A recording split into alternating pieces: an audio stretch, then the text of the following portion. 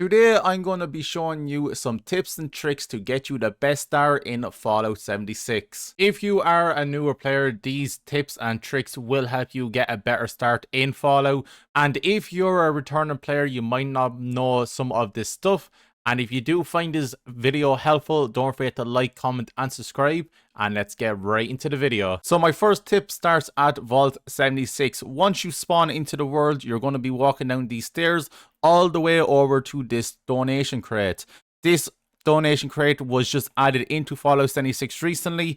And all it does is hold items that players don't want anymore that they want to donate to new players. Now, of course, if you're a returning player, you can also check this out. There might be a few plans in it that you don't know, but this is meant for newer players just so they can get a better start in the game. And another thing that's well known in the Fallout community is if you come to the train station and you go inside the train station, a lot of people will put their duplicate items in this suitcase right here, the blue suitcase.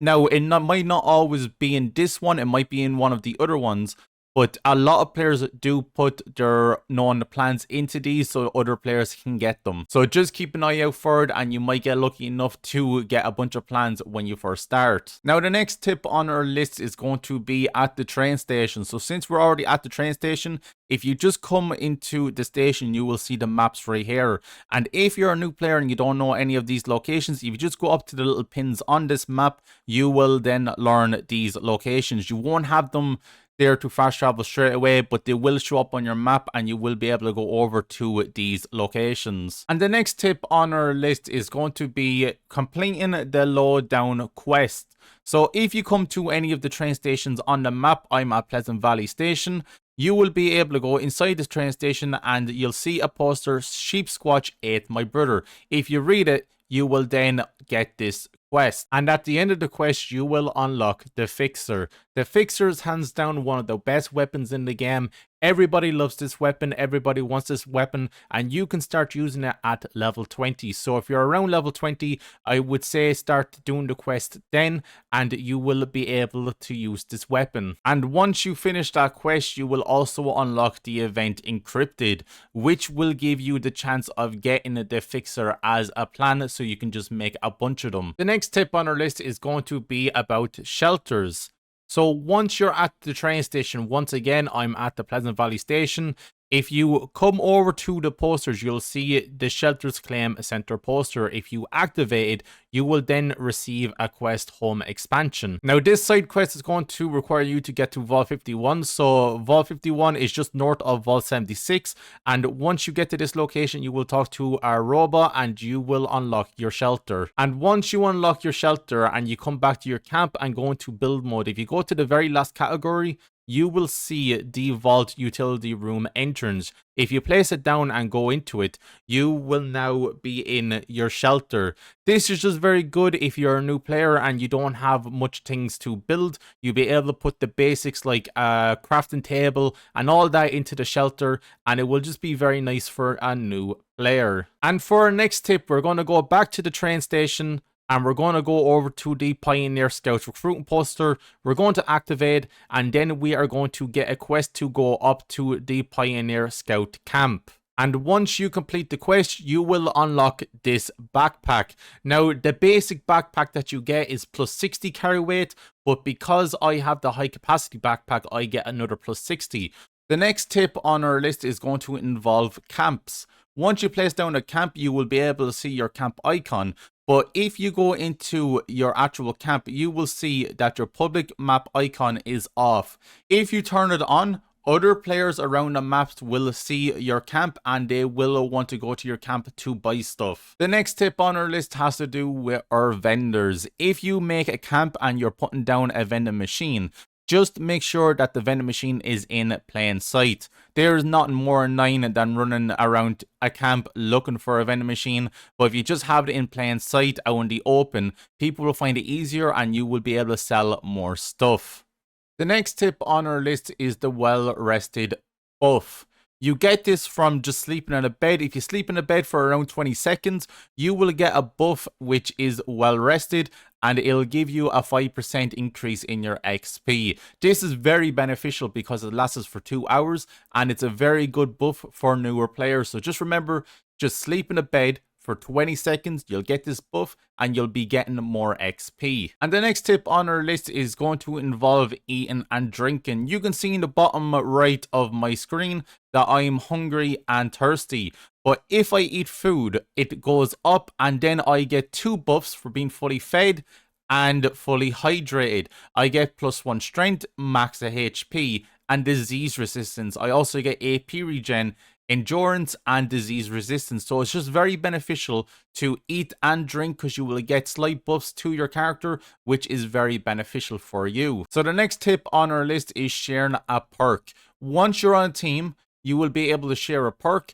And the way you can share perks in this game is that every 3 charisma you have, you'll be able to share a tier in a perk. So if you have 3 charisma, you can do tier 1. If you have 6 charisma, you can do tier 2, and so on. But this is very beneficial, especially if you're a new player, because not only will you benefit from it, but your teammates will benefit from it too. So the next tip on our list is Pacifist Mode. If you come to the pause screen and you go into your settings and go into gameplay, if you just head down to Pacifist Mode, you will be able to turn this on or off. If you don't want to do PvP, turn it on. This will avoid you from dying to other players, especially if you accidentally shoot them, which will happen when you're doing events. So make sure you turn it on and you won't have an issue with PvP. So the next tip on our list is going to be changing your Pip Boy Color. I have mine as a nice little orange color, but if you come down to your settings, you will be able to go to display and go down to the RGB.